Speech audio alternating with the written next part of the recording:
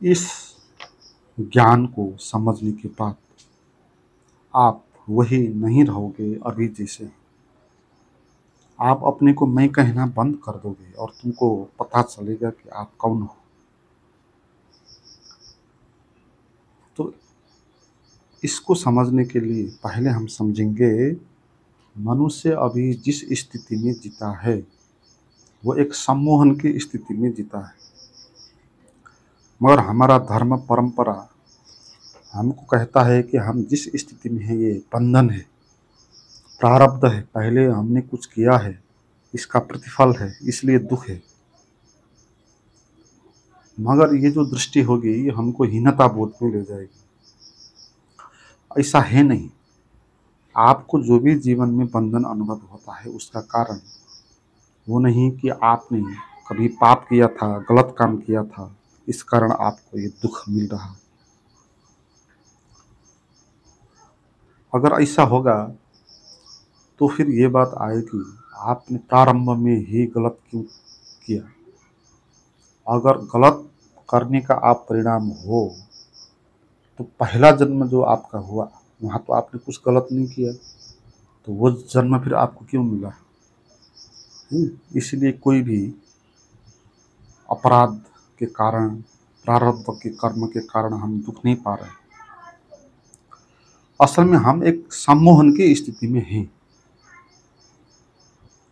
और सम्मोहन में क्यों है? सम्मोहन का अर्थ होता है आपके दिमाग में अवचेतन मन सक्रिय हो जाए। आपकी जो चेतन है, चेतन मन की शक्ति है, उसको आप भूल गए। अवचेतन ही हावी हो गया और अवचेतन ही दिमाग को कह रहा है कि ये ठीक है। चेतन का अर्थ होता है तर्क।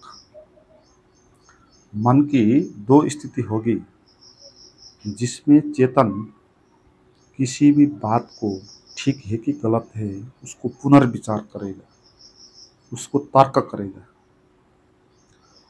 अवचेतन मन वो है जहाँ कोई तर्क नहीं होगा, जो भी जैसा है दबा हुआ वो एकदम से प्रकट हो जाएगा।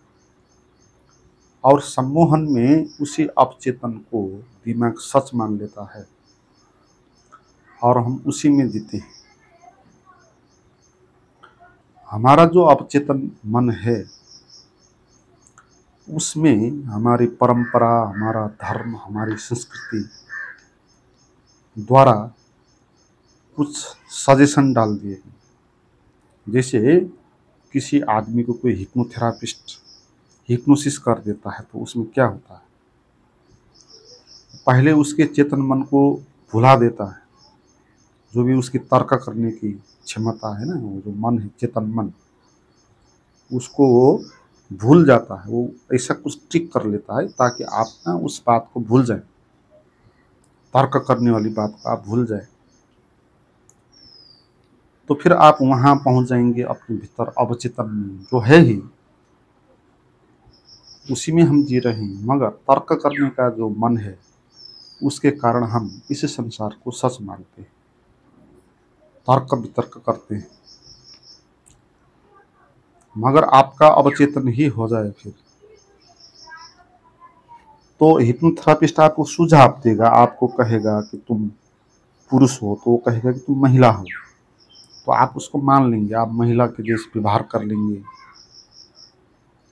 तुम्हारा नाम सीता है कह देगा तो तुम कहने लग जाओगे मैं सीता हूँ।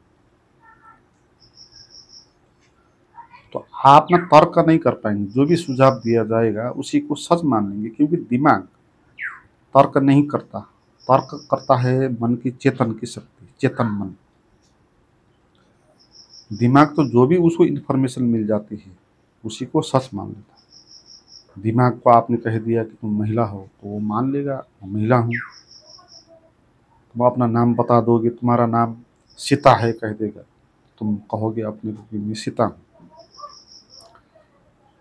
आप सीता नहीं हो, आप राम हो, ये बात चेतन मन को पता थी, मगर अब वो आप भूल गए उसको। मगर जब आपको फिर चेतन में आएंगे तो आप फिर याद कर लेंगे कि नहीं, आप तो पुरुष हो और आप राम हो। तो इसी तरह जीवन भी एक लंबा सम्मोहन है। वो जो सम्मोहन होता है, जो थेरापिस्ट करवाता है, वो तो शॉर्ट है, कुछ समय के लिए, कुछ मिनट के लिए। मगर जीवन हमारा पूरा सम्मोहन है, जिंदगी भर चलता रहता है ये सम्मोहन। और ये सम्मोहन क्या है?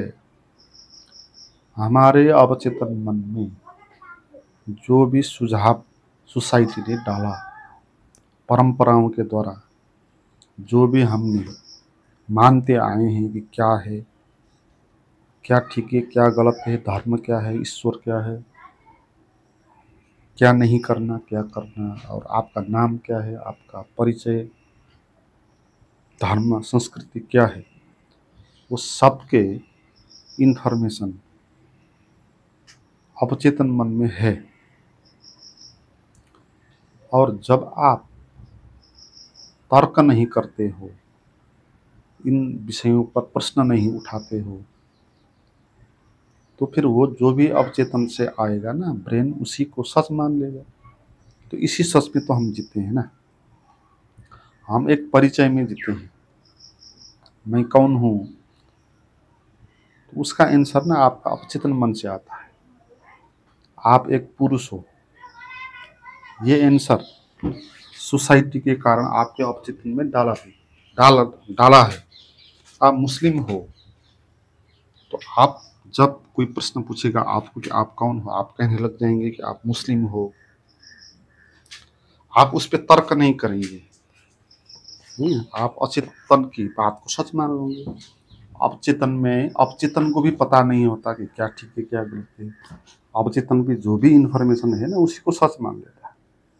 अवचेतन मन आपको नहीं कहेगा कि ये इलॉजिकल है, कोई भी आदमी मुस्लिम या हिंदू हो नहीं सकता। वो समाज ने उसको व्याख्या किया है। कोई भी आदमी दलित या श्रेष्ठ हो नहीं सकता, समाज ने उसको व्याख्या किया है। तो ये तर्क तो चेतन मन करता है ना, अवचेतन इसको तर्क नहीं करता। इसलिए जब हम रात स्वप्न देखते हैं, स्वप्न में अवचेतन मन कोई भी तर्क नहीं करता। आप हवा में उड़ रहे, आपके पंख लग गए, वहां पर अवचेतन आपको लॉजिक नहीं करेगा, नहीं कहेगी असंभव बात है, आदमी कैसे उड़ सकता है, वो लॉजिक नहीं करेगा, उसी को सच मान लेगा। इसलिए आप फिर हवा में उड़ जाएंगे स्वप्न में। मगर सुबह जब आप जागेंगे, चेतन मन एक्टिव होगा, तो आप फिर तर्क करेंगे, फिर उस बात को गलत साबित करेंगे। तो अवचेतन में कोई अगर जीता है, तो जो भी अवचेतन से निकलेगा वही बात उसको सच लगेगा। नहीं, और हमारा जो चेतन मन है बहुत छोटा है, 10% भी नहीं, और 90% से ज़्यादा हमारा मन अवचेतन है। इसलिए जब हम रात स्वप्न में रहते हैं, तभी अवचेतन मन सक्रिय नहीं होता। दिन में होते हैं तो भी अवचेतन सक्रिय होता है, बीच बीच में चेतन सक्रिय हो जाता है, मगर भीतर जो चलता रहता है ना, वो सब अवचेतन है। और रास्ते पे जा रहे तो भीतर आपका चलता रहेगा कि आपके जीवन में क्या क्या हुआ था, क्या करना चाहिए आपको, अब क्या नहीं करना चाहिए। ये सब बातें आपके मन में चलती रहेगी और आप रास्ते पे चल रहे, आप अवचेतन में ही हो। मगर चेतन मन फिर आपको रुक के कहेगा कि आपको तो ये काम करना है। रास्ते पे चल रहे कोई आदमी आ गया आपका परिचित, तो फिर चेतन मन एक्टिव होगा और उससे बात करेगा। रास्ते पे कार आ रही है, आप चल रहे हैं, तो आपका चेतन मन कहेगा कि साइड लग जाओ। फिर चेतन मन भूल जाएंगे आप चेतन मन को, फिर अवचेतन हावी हो जाए। तो ये जो अवचेतन मन होता है ना, ये बहुत बड़ा होता है, और इसमें बहुत सालों से जो भी हमने भोग के, सुन के, देख के आए हैं, उसका स्मृति है। अवचेतन स्मृति का भंडार है।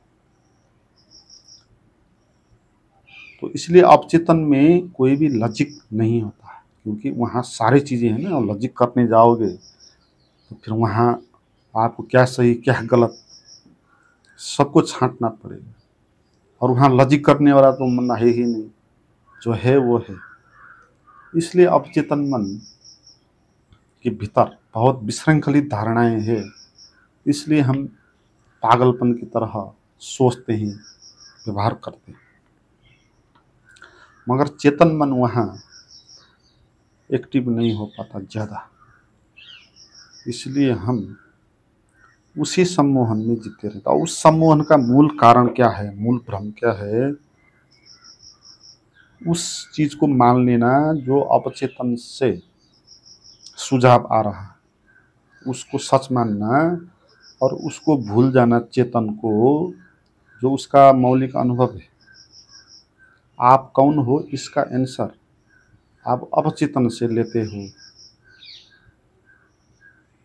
तो ये आपका ये इल्यूजन हो गया, क्योंकि आप जो हो अपचेतन की इन्फॉर्मेशन आप नहीं हो सकते। आप तो अभी चेतन मन में जो अनुभव कर रहे हो वो होंगे ना। मगर हम कौन है इसका आंसर अवचेतन से निकलेगा, और ये जो मैं है, ये मैं सबसे मूल भ्रम है। सारा मन का सेंटर मैं ही है। पहले मैं वाला विचार आएगा, फिर उसके बाद और सारे विचार आएंगे। तो हमारे अवचेतन में जो मूल सजेशन डाला वो ये है कि तुम हो और तुम ये हो, तुम्हारा परिचय ये है। ये मूल सजेशन है अवचेतन का, जो समाज के द्वारा डाल दिया गया। जैसे कोई सम्मोहन करता, किसी को सम्मोहन करता है तो उसका एक मूल ट्रिक होता है, उसको एक मूल भ्रम देता है। उसको कहता है तुम स्त्री हो, तुम पुरुष नहीं स्त्री हो, ये भ्रम उसको डाल देता है और उसको ही मानने लगता है। अवचेतन मन के पास तर्क नहीं है तो वो मान ही लेगा। तो इसी तरह हम भी मान ही लेते हैं जो भी हमारे अवचेतन से आता है मैं के बारे में। मगर हम अपने को मैं सोचते हैं, मानते हैं, लगातार इसी पे जीते हैं ना। सम्मोहन का मूल कारण यही है। तो इसमें मूल भ्रम क्या हो गया, जिसको हम मैं कहते हैं मन को, वो कोई एक स्थिर चीज नहीं है।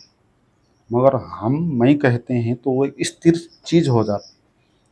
हम अपने को मैं कहते हैं, इसका अर्थ क्या है कि हम अपने को एक स्थिर चीज मान रहे हैं जो बदलेगा नहीं, सदा रहेगा। मैं तो सदा रहेगा ना। जैसे कि आप हिंदू हो तो आप हिंदू सदा रहोगे, आप महिला हो पुरुष हो तो आप पुरुष सदा रहोगे। तो इस तरह स्टेबल मैं को हम मानते हैं, मगर ऐसा मैं होता नहीं। ये इल्यूजन हो गया। ये सम्मोहन का खेल यहीं से शुरू हो गया। ये जादू वाले जो मेंटलिस्ट होते हैं, ये जिस तरह उलझन में डाल देते हैं ना लोगों को, उसका माइंड को डाइवर्ट कर देते हैं। और जादूगर कबूतर निकाल देगा हाथ से तो आपका माइंड को डाइवर्ट कर देगा, और वो कहेगा कि कबूतर है और आप उसको कबूतर मान लोगे, या पहले ही कबूतर उसके हाथ में था, पहले वो कहेगा आपको कि ये खाली हाथ है तो आप मान लोगे कि वो खाली हाथ है। तो जो मैं है नहीं सच स्थिर इस तरह का, उसको आप स्थिर मान रहे हैं ना, तो ये भ्रम हो गया। मैं का क्या अर्थ है, मैं को समझना चाहिए इस सम्मोहन से बाहर आने के लिए, क्योंकि मन के कारण ही, मन के इल्यूजन के कारण ही हम सम्मोहन में फंस गए। मन जैसी कोई वस्तु होती नहीं। मन जब हम कहते हैं तो मन का अर्थ ये कोई वस्तु नहीं जिसका ये नाम है, ये कॉमन नेम है ना। जैसे कहते हैं समाज, समाज भी कहीं होता नहीं, समाज कोई वस्तु नहीं है। समाज कॉमन नेम है बहुत सारे आदमियों का। साझा रूप जो है ना उसको हम समाज कहेंगे, मगर समाज कहीं होगा नहीं, वहाँ बहुत सारे आदमी होंगे, एक एक आदमी वहाँ होंगे, है ना। इसी तरह जब हम अपने को मैं कहते हैं, मन कहते हैं, वहाँ पर भी मन जैसा कोई अलग वस्तु नहीं, वो बहुत सारे विचारों का एक साझा नेम है, साझा कमन है। इसको हम इस तरह देखेंगे जैसे लाइब्रेरी होता है। अब लाइब्रेरी भी कोई वस्तु नहीं, अकेली लाइब्रेरी कहीं नहीं हो, तो पुस्तकों का भंडार है, उसका जो कॉमन नेम है उसको कहेंगे लाइब्रेरी। पुस्तकों से वहाँ से हटा देंगे तो वहाँ लाइब्रेरी बचेगी नहीं, तो लाइब्रेरी कुछ है नहीं वहाँ, वो तो सभी किताबों का समग्र रूप को, सभी किताबों को अगर एक ही नाम देना हो तो हम उसको कहेंगे लाइब्रेरी। तो इसी तरह मन भी कोई वस्तु नहीं है, कोई स्थिर वस्तु जो कहीं अनुभव होगी आपको, जिसका रूप होगा आकार हो। मन भी उसका कॉमन नेम है, जो भी हमारे अवचेतन में स्मृतियां हैं, विचार हैं, बहुत सारे विचार और स्मृतियों का भंडार है, और अलग अलग है, अलग अलग टॉपिक के अलग अलग, जैसे लाइब्रेरी में अलग अलग पुस्तकें होती हैं, अलग अलग विषय के होंगे, हजार विषय के लाखों पुस्तकें वहाँ होंगी, और जिस जनर में आप चाहोगे उसी से रिलेटेड विधा की पुस्तकें आपको मिलती जाएगी, और बहुत सारी होंगी वहाँ। ऐसे ही मन में भी बहुत सारे सब्जेक्ट हैं, जैसे लाइब्रेरी में होता है, तो हर एक सब्जेक्ट के भीतर उप सब्जेक्ट भी है, उनके अलग अलग कहानी है। तो ये सारी स्मृति का भंडार है, बहुत विधाएं हैं, और इस सब का जो साझा नाम है उसको कहते हैं मन। मगर हम इस मन को मैं कहते हैं जब, तो यहाँ पर ही भ्रम हो जाता है, मूल भ्रम। क्योंकि हम उस चीज को मैं मान रहे हैं जो कहीं है ही नहीं। मन को मैं कहना ऐसी ही बात है जैसे कोई आदमी अपने को समाज मानता है।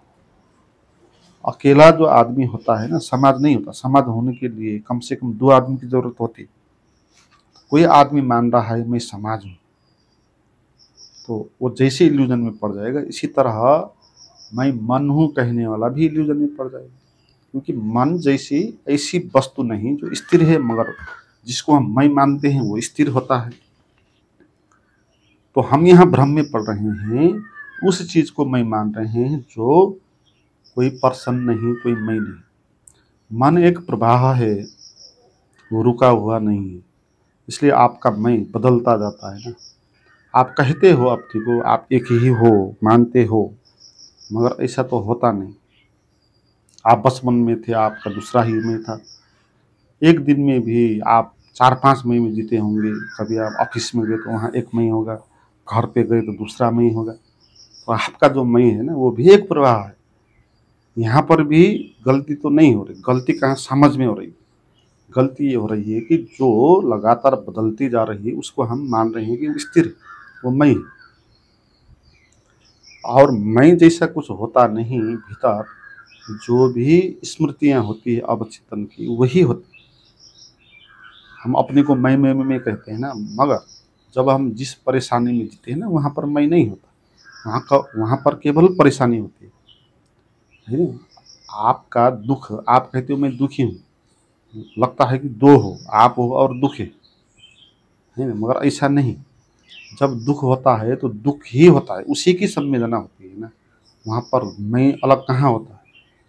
आप दुख की संवेदनाओं की उसी की तरंग में आप जीते रहे, और उसी को आप मैं मानते हो, तो वहाँ पर मैं अलग नहीं होता, वही एक ही चीज होती है। इसलिए कृष्णमूर्ति जो कहते हैं ऑब्जर्वर इज द ऑब्जर्व्ड, इसका यही अर्थ है। हम जिसको ऑब्जर्वर मानते हैं या मैं मानते हैं, और अन्य वस्तु को विषय मानते हैं ऑब्जर्व, ऐसा नहीं, एक ही है। वहाँ पर आप कुछ और हो बसते नहीं, वही एक चीज हो जाती। इस बात को जब आप समझेंगे तो फिर आप अपने को मैं कहना बंद कर दोगे। क्योंकि अपने को मैं कहना, ये तो फिर भ्रम में जाने वाली बात हो गई। क्योंकि आप जिसको मैं कहते हो, जिस मन को, वो एक मन प्रवाह है, वो रुका हुआ नहीं और दो भी नहीं, वही एक अनुभव होता है आपको। तो आपको ना, जो आप अपने को मैं कहते हो ना, वो एक सम्मोहन ही हो गया, क्योंकि वो है नहीं, मगर आपको सजेशन डाल दिया कि आप हो और आप ये हो, फिर आप उसको मान के जीने लग गए, तो एक सम्मोहन हो गया। जैसे वो सम्मोहन करता जब किसी पुरुष को महिला बता देता है, तो यहाँ पर जो पुरुष होता है वो महिला नहीं हो जाता, मगर वो अपने को महिला मानने लगता है। मान्यता आ गई ना। तो मानने क्यों लगता है? क्योंकि उसको सुझाव डाला गया, अवचेतन ने सुझाव डाला, तो अवचेतन उसको एक्सेप्ट कर लेता है। चेतन लॉजिक करेगा, चेतन कहेगा कि भाई कैसे हूँ मैं तो पुरुष हूँ, महिला कैसे हो गया कहेगा, है ना। मगर चेतन नहीं रहेगा तो अवचेतन उसको सच मान लेगा। तो इसी तरह हमने भी उसको सच मान लिया, उस मैं को, जो सोसाइटी ने हमको सजेशन डाल दिया कि आप यह शरीर हो, इस जात के हो, इस धर्म के हो, आपका नाम यह है, आपका कर्म ये है, आपका पाप ये है, आपका पुण्य ये है, सभी कुछ उसमें पूरा का पूरा इन्फॉर्मेशन डाल दिया। और फिर आप उन सब को मान के उसी में आप जीते हो, इस तरह जीते हो जैसे कि आप सच जी रहे, जैसे स्वप्न में हम जीते हैं और इस तरह जीते हैं, सच जी रहे। उस टाइम पे हमको सच ही लगता है। या कोई सम्मोहन जिसको कर लिया, वो इस तरह जिएगा कि सच, उसको कह देगा महिला हूँ, तो अपने को एकदम से महिला मानने लग जाए। अब उसका नाम कह दिया सीता, तो अपना नाम सीता कहने लग जाए, उसको ही सच मानेगा, मगर सच वहाँ है नहीं, सम्मोहन हो गए ना। तो जो सम्मोहन का मूल कारण है, वो अपने को इस सजेशन को मानना, इस पे लॉजिक नहीं करना, चेतन का उपयोग नहीं करना। अगर कोई आदमी, जैसे हिप्नोथेरापिस्ट होते हैं, सभी आदमी को सम्मोहन नहीं कर सकते, उनके लिए पहले ट्रस्ट होना चाहिए। 20 में से वो 3-4 लोग को ही सम्मोहन कर पाएंगे, क्योंकि 3-4 लोग ऐसे होंगे जो उनकी बातों को 100% सच मान लेंगे, और जो कहेगा वो मानने के लिए राजी हो जाएंगे। जब वो कहेंगे कि तू सो जा, वो सो जाएंगे। तो सम्मोहन करने वाला जिस तरह उस आदमी को पहले ट्रस्ट करवाता है, फिर उसके बाद सजेशन देता है, फिर वो सच मान के उस पर जीने लगता है। ऐसे ही हमको अचेतन में सोसाइटी के द्वारा वो डाल दिया गया इन्फॉर्मेशन है कि आप कौन हो, आपका परिचय क्या है, तो उन्हीं बात को आप सच बात के जीते हो। मगर आप इस तरह कोई मैं जैसा हो नहीं। तो इस बात को आप समझेंगे तो फिर आप अपने को मैं नहीं कहेंगे, क्योंकि जिसको आप मैं कहेंगे वो कोई चीज़ स्थिर तो वहाँ है नहीं, वो तो बदलने वाली है, और वो 1000 चीज़ें हो सकती है। मैं कहना बंद होगा आपके भीतर, तो आप सम्मोहन से फिर बाहर आ जाएंगे। क्योंकि सम्मोहन में जाने का मेन जो ट्रिक था वो क्या था? मैं को मानना, आप ये हो, इस विश्वास को मान लेंगे। जैसे सम्मोहन करता, कोई साउंड या कोई आवाज़ देकर, कोई चित्र देकर सम्मोहन करता, तो सम्मोहन से बाहर ले आता है। बाहर ले आने का अर्थ है कि उसको जो पहले चेतन मन को भुला दिया था ना, तो चेतन को फिर याद करवा देता है। तो आदमी एकदम से चेतन मन में आ जाता है, कहने लगता है कि मैंने कैसे कर लिया। तो इसी तरह जब आप मैं कहना बंद कर देंगे अपने को, तो आपको याद आ जाएगी, आप फिर सुपर कॉन्शियस में चले जाएंगे। है ना। मन का तीसरा आयाम, वो मन का नहीं है, मन से बाहर का है, जिसी को साक्षी कहते हैं, चैतन्य कहते हैं, आत्मा कहते हैं। तो वो आपको पता होगी, क्योंकि सच वही है ना। सम्मोहन में सच क्या है पता नहीं होता। तो सम्मोहन से बाहर आने के लिए आपको मैं नहीं कहना होगा और इसका एनालिसिस करना होगा। इसको जो भी अवचेतन से इंफॉर्मेशन आता है कि आप कौन हो इसके बारे में, तो आपको तर्क करना होगा उस पर। जैसे आप कहते हो कि मैं शरीर हूँ, तो आपको तर्क करना होगा आप शरीर कैसे हो सकते हैं। शरीर तो पहले बच्चा था बहुत छोटा, अभी बड़ा है, बाद में फिर छोटा हो जाएगा, तो जो चेंज हो रहा है तो वो मैं कैसे हो सकता हूँ। इस तरह लॉजिक करना है ना। अवचेतन से जो सजेशन आता है ना, उसमें चेतन मन को, चेतन मन से उसको काटना है, उसको लॉजिक करना है, प्रश्न करना है। आप अपने को मैं कहते हो, मैं तो प्रश्न करना है कि मैं कैसे हो सकता हूँ इस तरह स्थिर।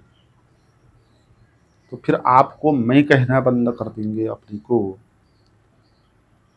तो फिर क्या हो जाएगा, फिर आप सम्मोहन से बाहर आ जाएंगे। फिर वो बात से आप बच जाएंगे ना, जो आप अपने को मैं मान के जिस सच में आप जीते थे, उस सच से आप बाहर आ जाएंगे ना, उस झूठ से।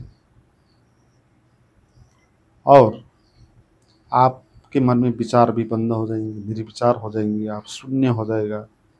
उसी शून्य स्थिरता में जो भी आनंद का अनुभव होगा ना, वो रियल अनुभव होगा, वो सम्मोहन का नहीं होगा।